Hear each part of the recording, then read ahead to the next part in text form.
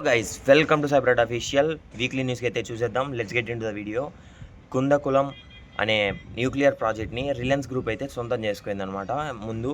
ఇప్పుడు ఆ రిలయన్స్ గ్రూప్కి ఒక మొప్పు అయితే వచ్చి పడింది. ర్యాన్సమ్వేర్ గ్రూప్ అయిన వరల్డ్ లీక్స్ వీళ్ళైతే అటాక్ అయితే చేశారనమాట రిలయన్స్ గ్రూప్ పైన. వీళ్ళు ఏం తీసేసుకున్నారంటే 14.9 GB ఆఫ్ డేటా తీసుకున్నారు.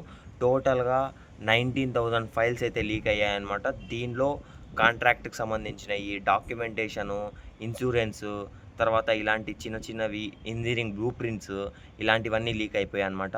ఇప్పటి వరకు అయితే వీళ్ళ డివైజెస్ అయితే అఫెక్ట్ కాలేదు.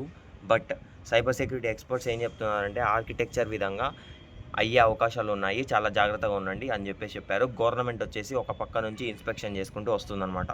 ఓకేనా, ఇది ఫస్ట్ అటాక్ అయితే.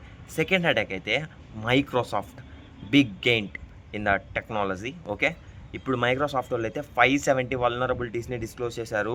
ప్రత్యక్షంగా ఖచ్చితంగా విండోస్ 10, విండోస్ 11 అండ్ హైపర్విఎక్స్, SharePoint and other Microsoft services ఎవరైతే యూజ్ చేస్తున్నారో ఖచ్చితంగా అప్డేట్ చేసుకోండి. ప్యాచ్ అయితే రిలీజ్ అయిపోయింది ట్యూస్డేనే.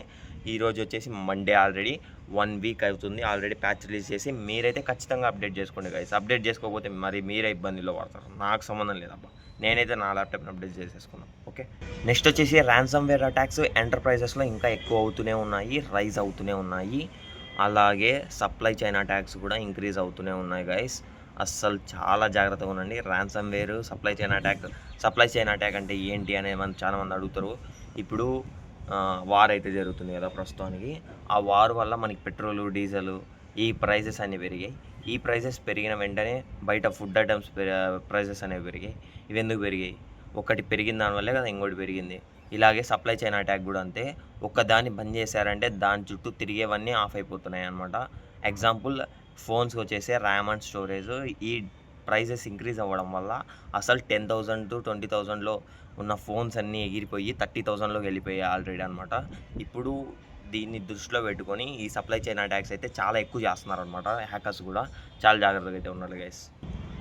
అలాగే ఇంకొక మెయిన్ వల్నరబిలిటీని డిస్క్లోజ్ చేశారనమాట. Linux KVM kernel based virtual machine. Okay, వీళ్ళైతే CVE 2026 53359 అనే వల్నరబిలిటీని అయితే డిస్క్లోజ్ చేశారనమాట గైస్. ఇప్పుడు దానివల్ల ఏం ఎఫెక్ట్ అయ్యాయి, ఇంపాక్ట్ అయ్యాయి అనేది చూసుకుంటే పాసిబుల్ ఇంపాక్ట్ అనమాట. ఇది డిస్క్లోజ్ చేయకపోతే ఏం ఇంపాక్ట్ అయ్యాయి అంటే ప్రివిలేజ్ ఎస్కలేషన్ అండ్ ఎస్కేప్ అనమాట. ఇవి రెండు అయ్యేవి అనమాట. దీని నుంచి కాపాడడానికి అయితే లినక్స్ కేవిఎం బేస్డ్ వాళ్ళు అప్డేట్ అయితే ఇచ్చారు, ఒక ప్యాచ్ లెవెల్ అప్డేట్. అది కూడా మీరు చేసుకోండి గైస్. ఓకేనా, నెక్స్ట్ వచ్చేసరికి AI ServiceNow AI platform.